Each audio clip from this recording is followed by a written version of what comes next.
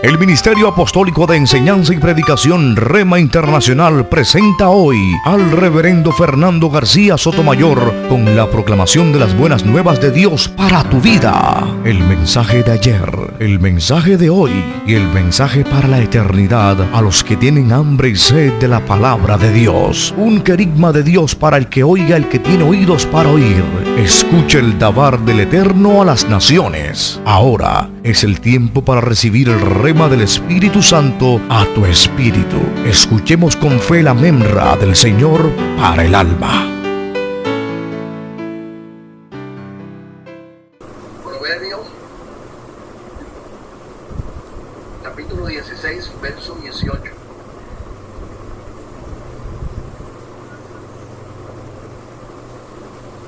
Podemos colocarle un título a esta reflexión: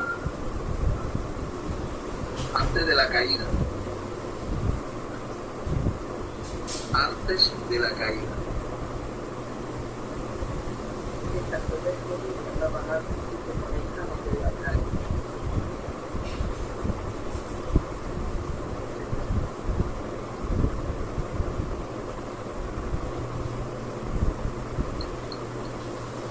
Si alguien ya lo consiguió, lo puede leer, por favor, a favor de todos. Dice, antes del quebrantamiento es la soberbia, y antes de la caída la altivez de espíritu. Amén. ¿Hay alguna otra traducción?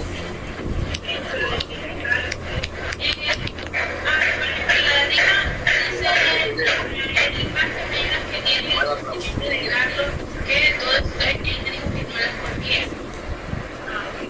Pastor Berkeley, Dios le bendiga. Tiene el micrófono abierto.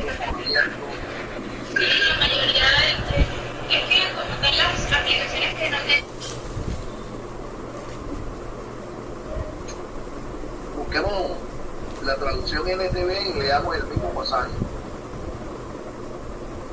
En esta traducción. NTV, nueva traducción viviente.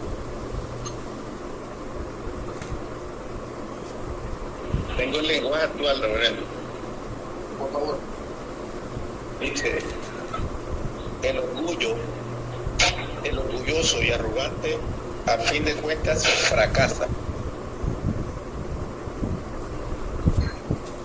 El orgulloso y arrogante, a fin de cuentas, fracasa. Muy bien. Gracias, pastor. ¿Alguien consiguió la nueva traducción viviente?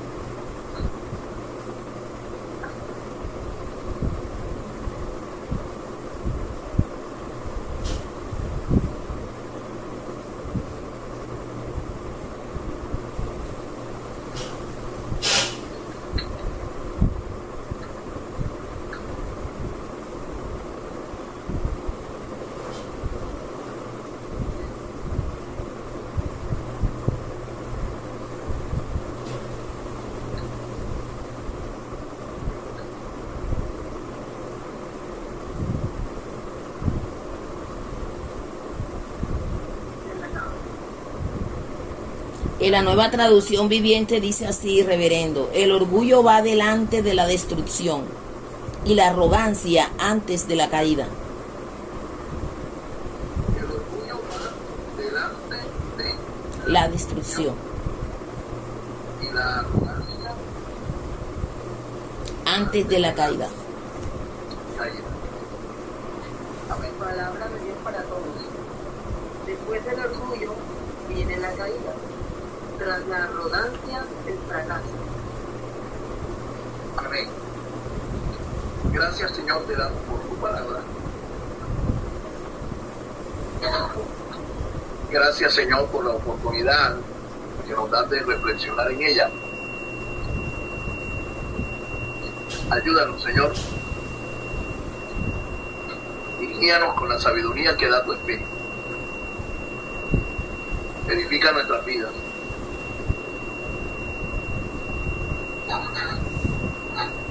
Y danos el entendimiento espiritual, Señor, que se requiere para comprender tu palabra, asimilarla, que ella haga rema en nuestras vidas. Vivifícanos, Señor, por tu palabra, te lo rogamos. En el nombre de Cristo Jesús. Amén. Damos la bienvenida al pastor Berkeris, aunque él no difícilmente va a poder hablar. De todas maneras, ahí está el chat, pastor Berkeris, para que usted pueda interactuar con la reunión. Ahí está el chat, lo puede hacer por escrito. Bien, hermanos, tenemos un pasaje aquí bastante estremecedor, ¿no? Que nos muestra un principio espiritual bien poderoso. El libro de los Proverbios es un libro que es considerado como parte de la literatura sapiensal en la palabra de Dios. La sabiduría del pueblo aquí está consignada, está compilada. La sabiduría del hombre, del género humano. La sabiduría que Salomón recibió para ser un gobernante destacado, ¿no?, en el pueblo de Dios. El libro tiene unos propósitos bien definidos. Ahí en el capítulo 1 muestra cuáles son sus propósitos. Lo que nosotros podemos interpretar es que definitivamente se necesita la sabiduría de Dios, no solo para dirigir a otros, sino para dirigirnos a nosotros mismos. Este libro es una evidencia, tenemos un testimonio aquí poderoso del fracaso de un hombre que recibió sabiduría para gobernar a otros, pero no pudo gobernarse a sí mismo. Este es el testimonio que nos da este libro inspirado. Es la evidencia de cómo un hombre recibió sabiduría para gobernar a otros, pero él no pudo gobernarse a sí mismo. Siempre he creído que sostenernos en victoria, sostenernos en pie delante del Señor y delante de los hombres, requiere más que sabiduría. Requiere más que sabiduría. Para yo poder mantenerme en victoria, en pie, delante de Dios y delante de los hombres, requiero más que sabiduría. ¿Qué otras cosas requiero? Requiero fuerza, poder de Dios también. La fuerza, el poder de Dios. Y con todo y eso, necesito aún más de parte del Señor para yo mantenerme firme, en pie, no caer, permanecer en victoria. Por sobre la sabiduría y por encima de la fuerza, del poder, yo necesito la gracia de Dios. Necesito la gracia de Dios, porque la palabra de Dios nos muestra que no es del fuerte no es del valiente, no es del poderoso, no es del inteligente, del sabio el tener la victoria. Somos victoriosos por la pura gracia del Señor. Por la pura gracia del Señor. Y voy a ilustrarles con 3 ejemplos. Cómo una persona, aún siendo una persona sabia, una persona inteligente, un dirigente sabio para gobernar, aún a pesar de esto, fracasaron. ¿Sí? Fracasaron. ¿Por qué? Porque se llenaron de orgullo, se llenaron de altivez, se llenaron de arrogancia. El primero de estos casos, el primero de estos ejemplos ilustrativos es el del ángel querubín, Luzbel.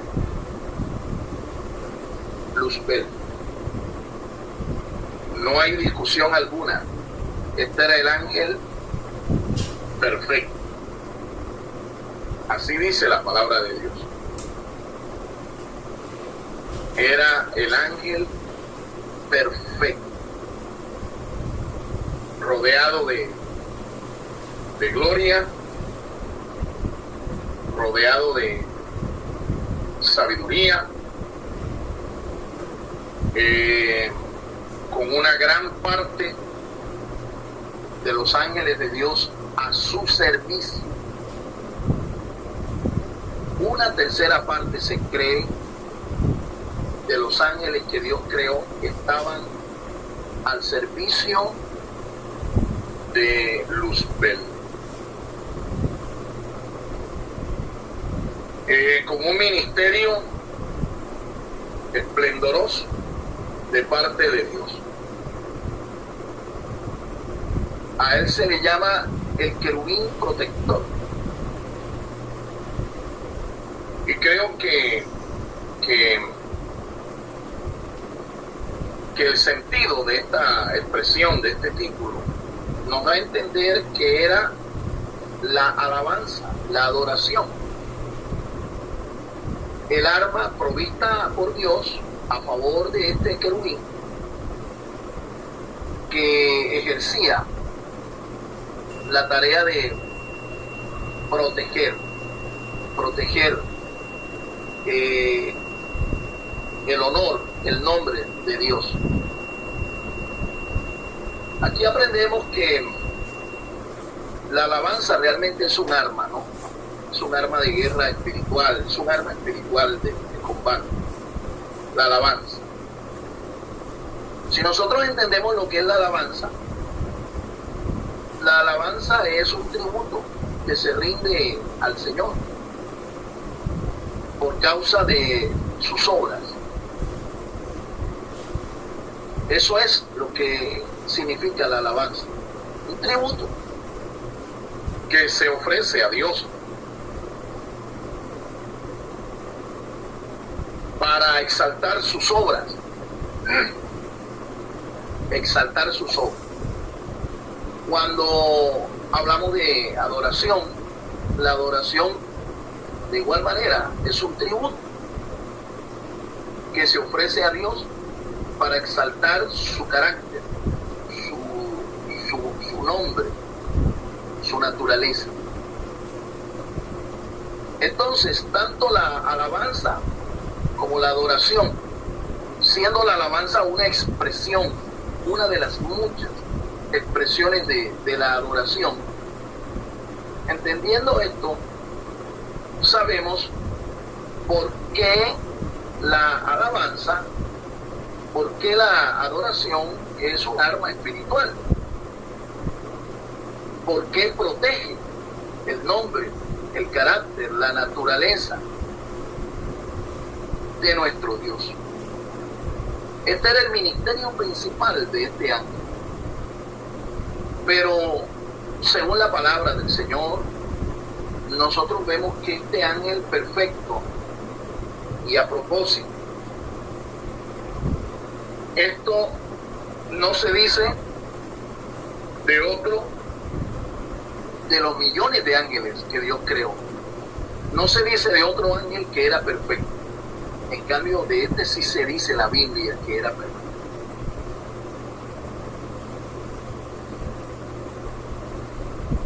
No, realmente uno no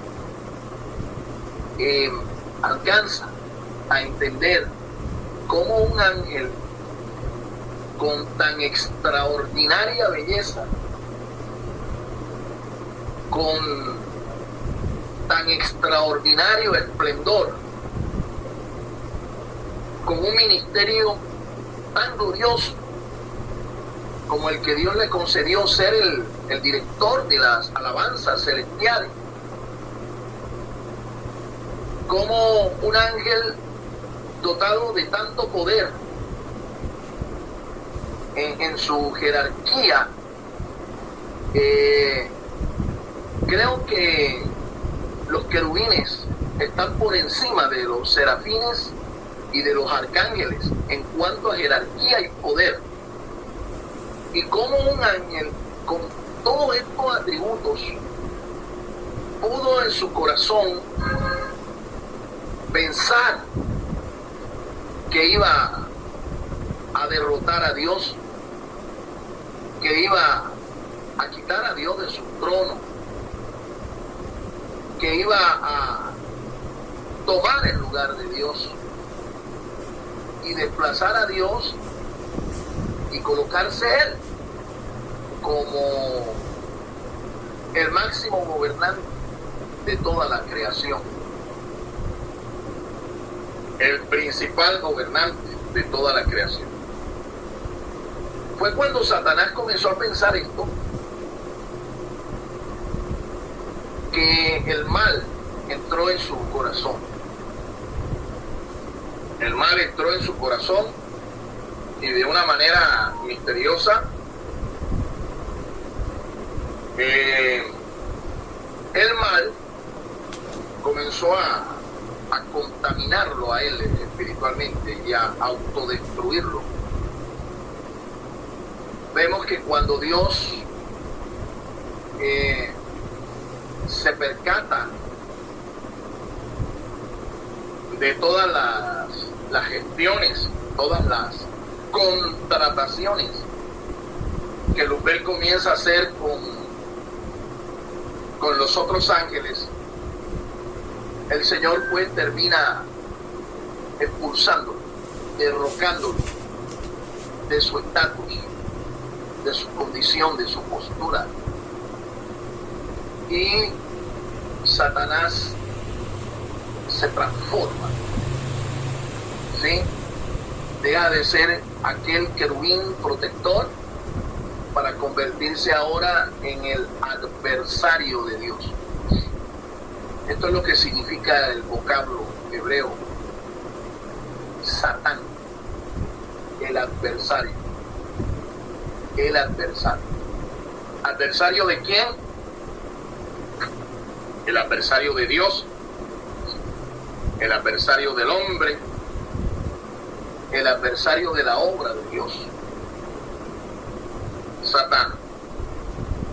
¿Cómo comenzó entonces la caída de este poderoso ángel? ¿Cómo comenzó? Primero con la soberbia, la altivez. Su quebrantamiento, su caída comenzó con la altivez que en su corazón nació. Entonces aquí hay otro poderoso principio, ¿no?, que lo ilustra el pasaje que hemos tomado. Definitivamente, al orgulloso, al altivo, al soberbio, al arrogante nunca le va a ir bien. Siempre va a terminar mal. Se va a autodestruir y en su caída va a arrastrar a muchos, tal cual como sucedió con Luzbel. Una tercera parte de los ángeles que Dios creó, Él los arrastró y también fueron destituidos, fueron arrojados de la presencia del Señor. Satán y sus aliados entonces conforman un reino antagónico al reino de Dios. Aquí está entonces el primer ejemplo, la primera ilustración. La segunda ilustración la hallamos en la persona de un rey de Israel, el primero de todos ellos. Su nombre era Saúl, el rey Saúl. Y el rey Saúl era de la tribu de Benjamín. Nos dice la historia sagrada que Dios, viendo el rechazo de su pueblo hacia los hijos del profeta Samuel, quienes eran los que iban a suceder a su padre en el gobierno de la nación, el pueblo lo rechaza porque eran jóvenes perversos. Y le hacen conocer al profeta, el pueblo le hace conocer al profeta del rechazo de sus hijos y le solicitan que les coloque un rey. Aquí hay una transición en la historia del pueblo de Dios. Ellos pasan entonces de ser gobernados por jueces para empezar a ser gobernados ahora por un rey como las demás naciones de la tierra. A este periodo se le conoce como la monarquía, en la que un rey elegido por Dios era el que los iba a gobernar. Hasta este momento ellos no eran una nación. Comenzaron a ser una nación a partir de este momento histórico. Pasaron de la judicatura a la monarquía. ¿Quién fue el personaje que marcó este hito en la historia? Hizo esta transición, el profeta Samuel. Entonces, desconsolado, Dios le dice a su siervo, el profeta, que les escoja un rey. Y el profeta obediente va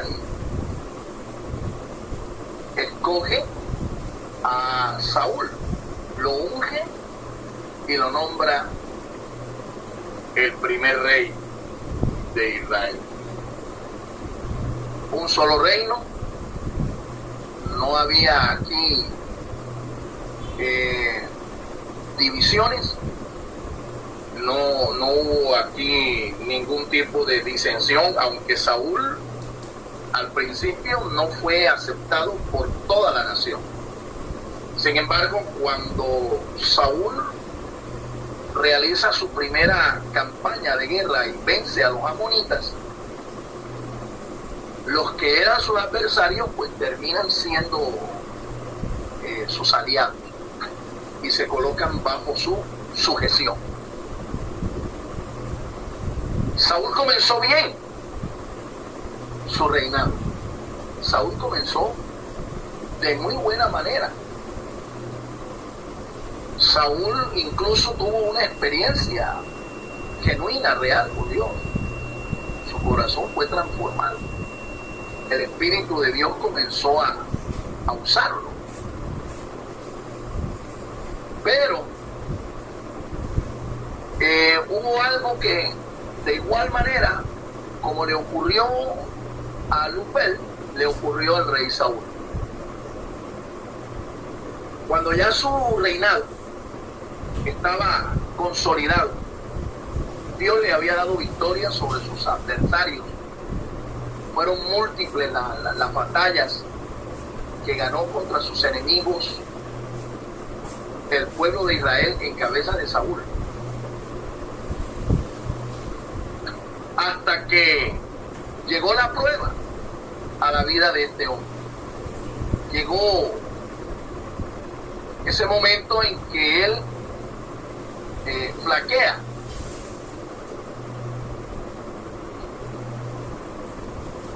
Un rey amalecita llamado Agag. Este rey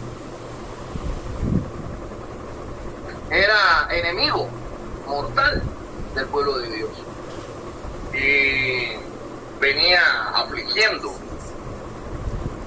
al pueblo de Israel. Dios,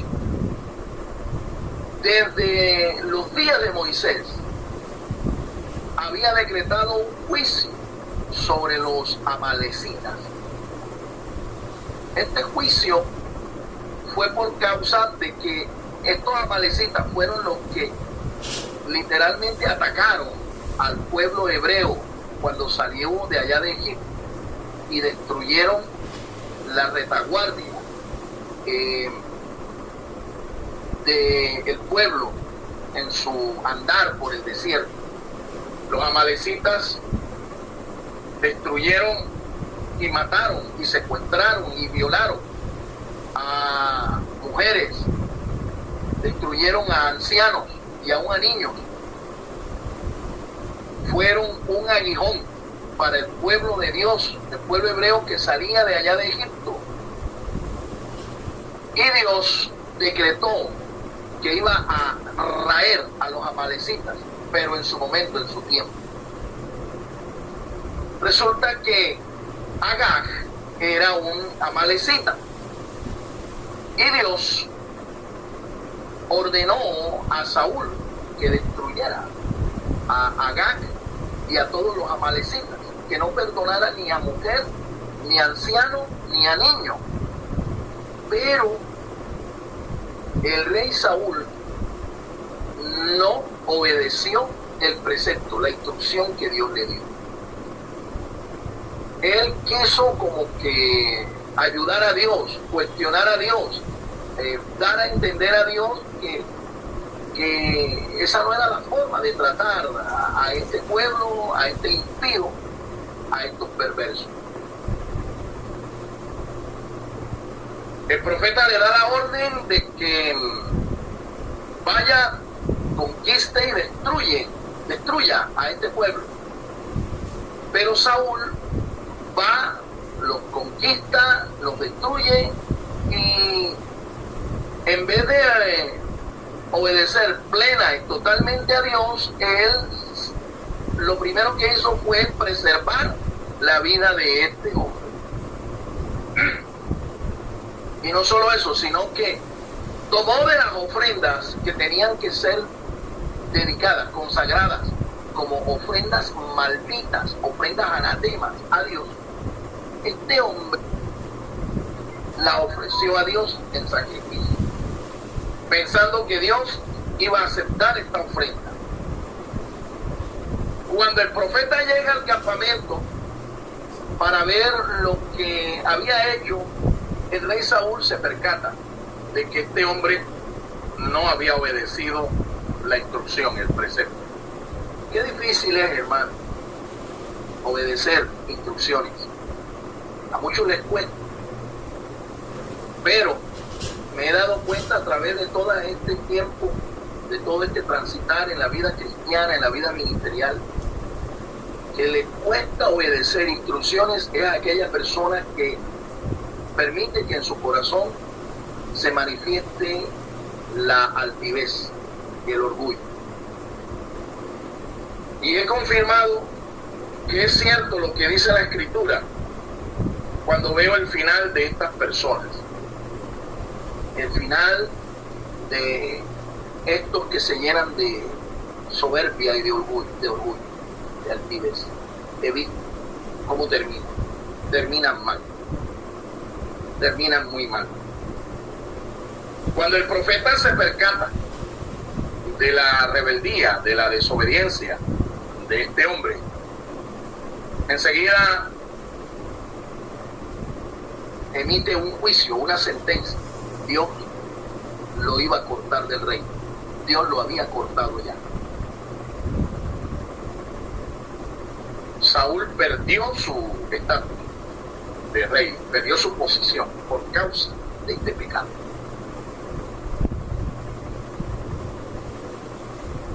El mismo profeta fue el encargado de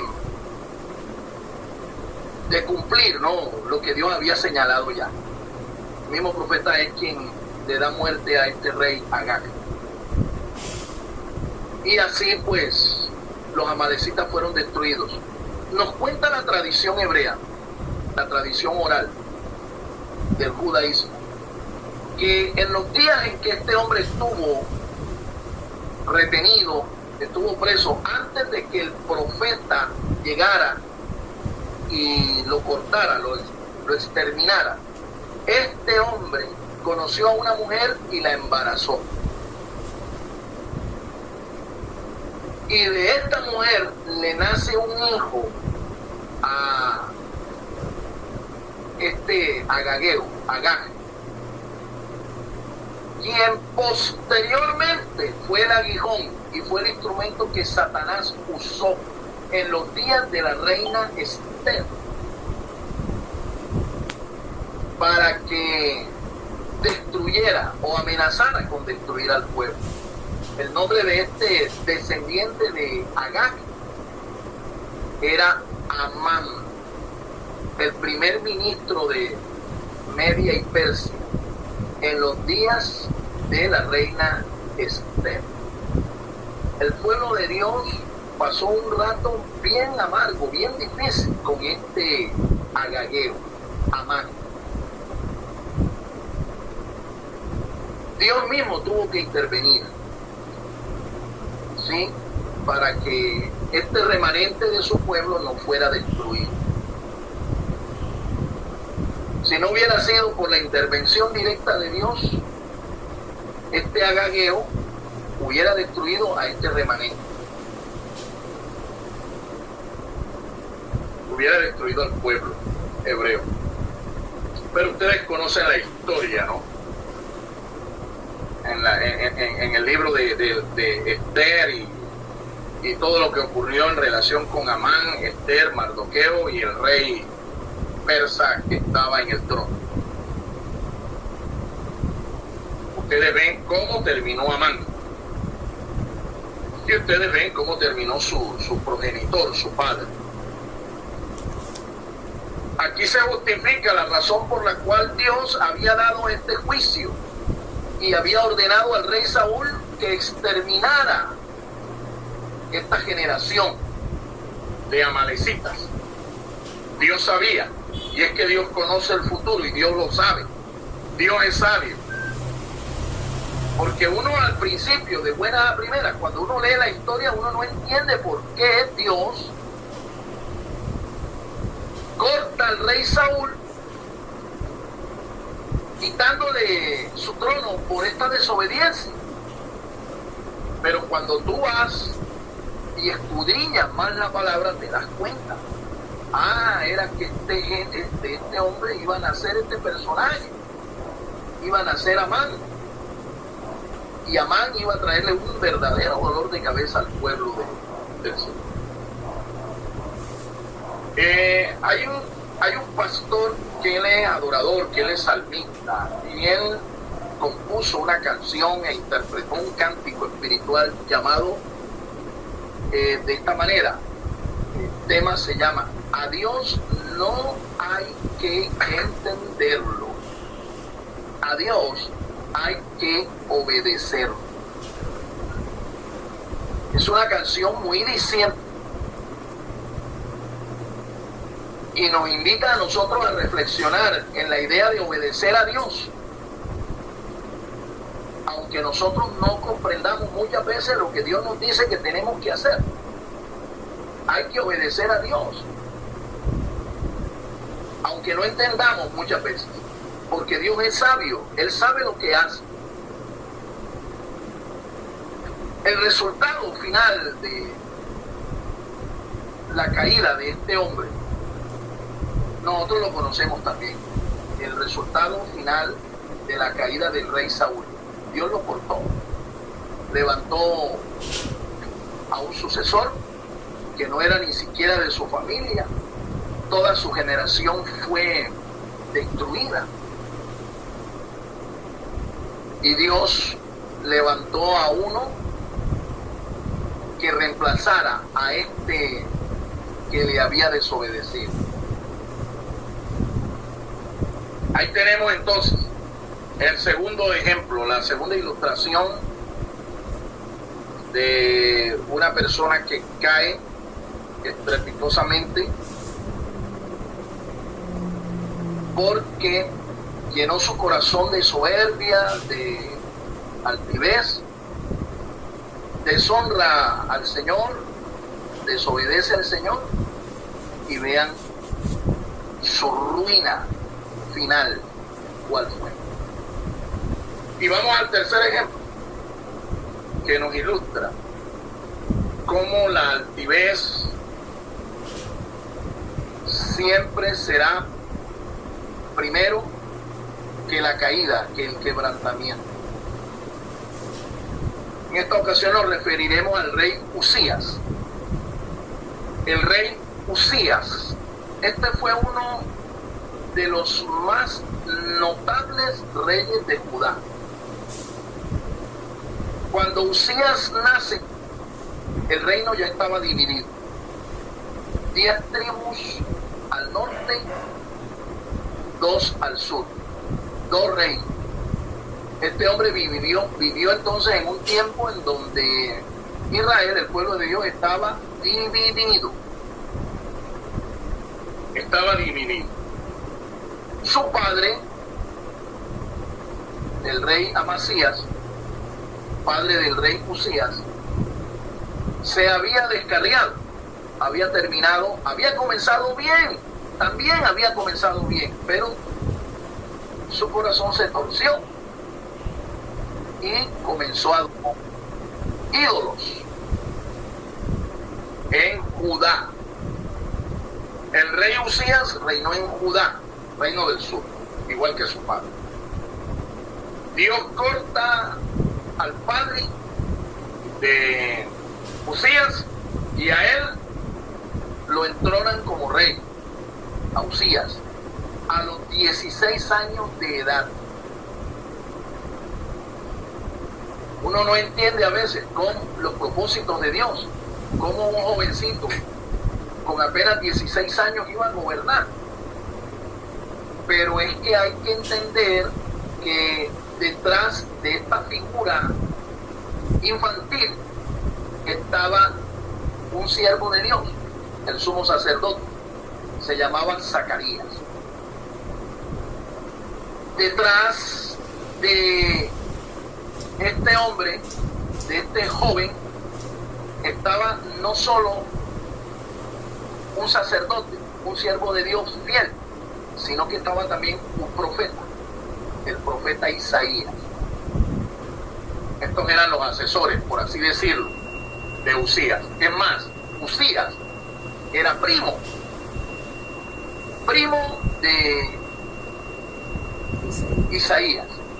Uzías e Isaías eran primos.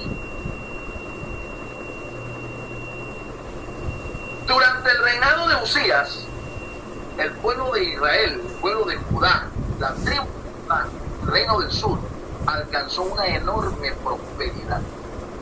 Igual en el reino del norte, gobernaba paralelamente el rey Jeroboam II.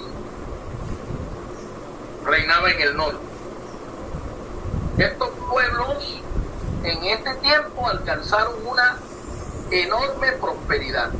Uzías, además de ser rey, era un estratega militar, rodeado de gente que lo apoyaba a él para ayudarlo en sus confrontaciones bélicas con los enemigos del pueblo de Dios, los edomitas, los amonitas, los filisteos.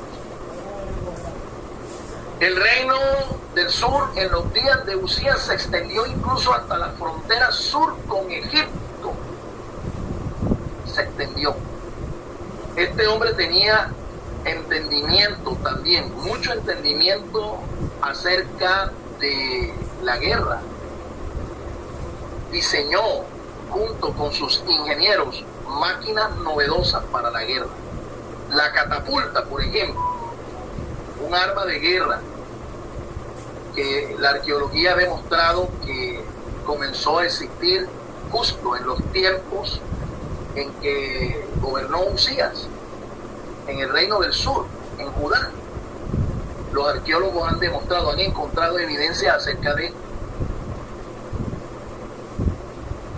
restos de catapultas. Una catapulta es una enorme máquina que era usada para lanzar enormes piedras desde una muralla contra los adversarios, los enemigos que venían en contra de ese pueblo. Lanzar flechas, lanzar piedras gigantescas. Esto lo inventó este famoso rey. Su fama trascendió.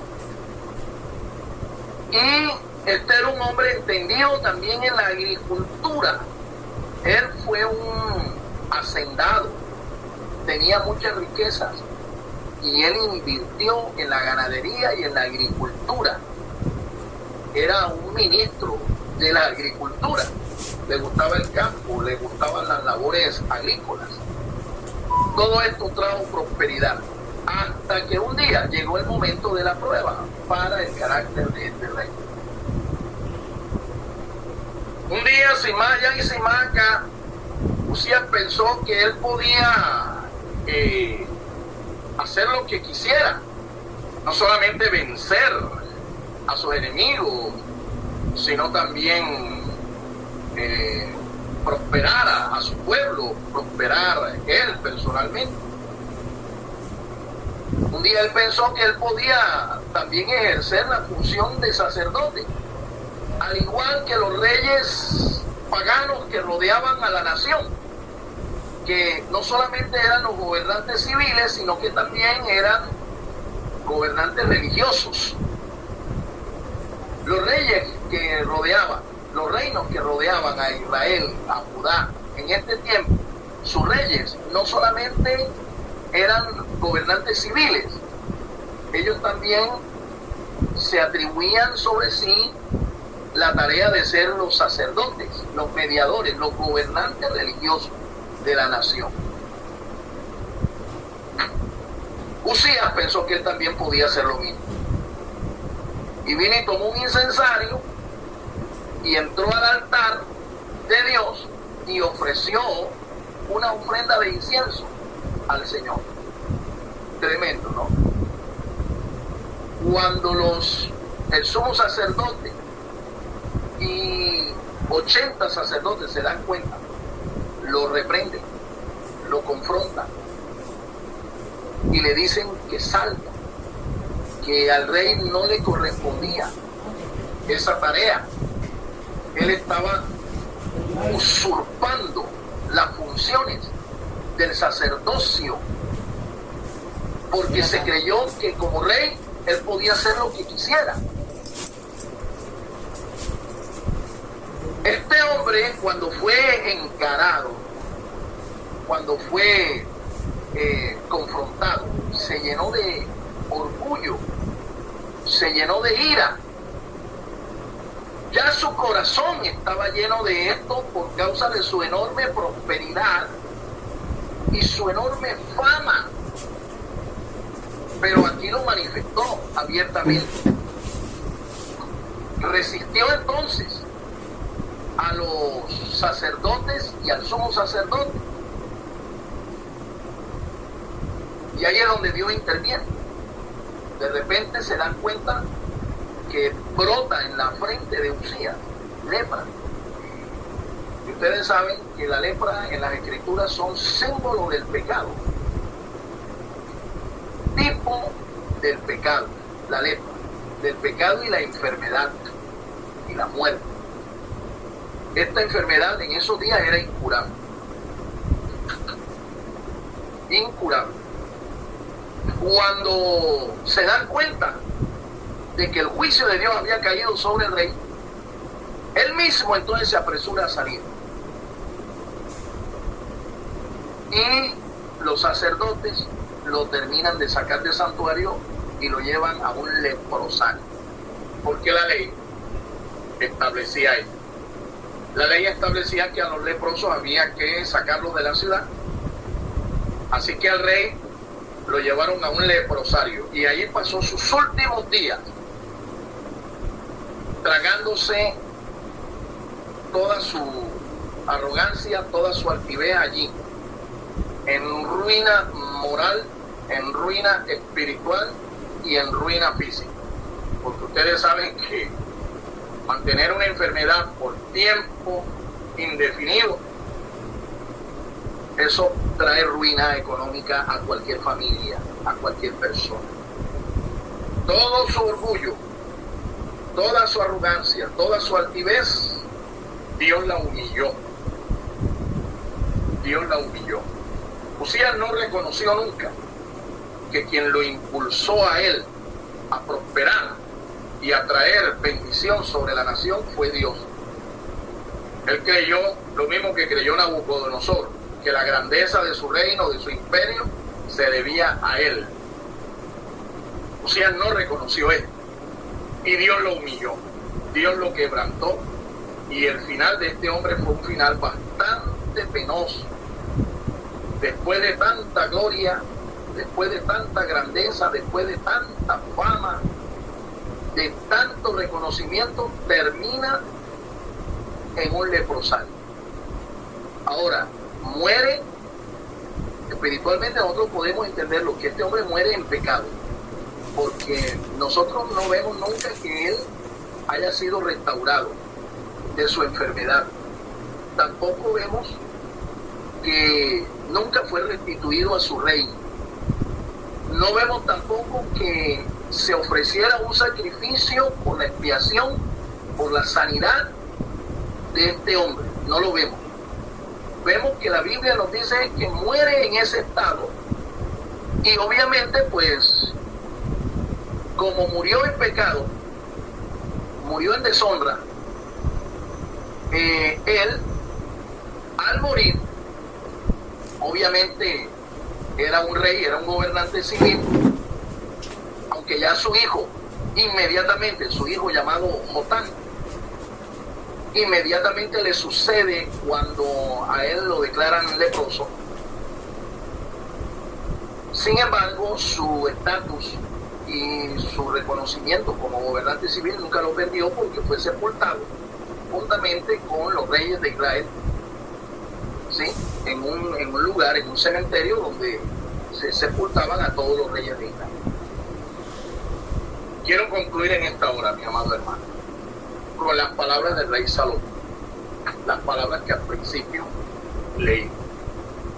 Antes del quebrantamiento viene la arrogancia, y antes de la caída, la altivez de espíritu. El orgullo, la altivez nunca van a generar bendición en la vida de nadie. Todo lo contrario, ruina en todos los sentidos. Ruina, ruina, maldición, divisiones.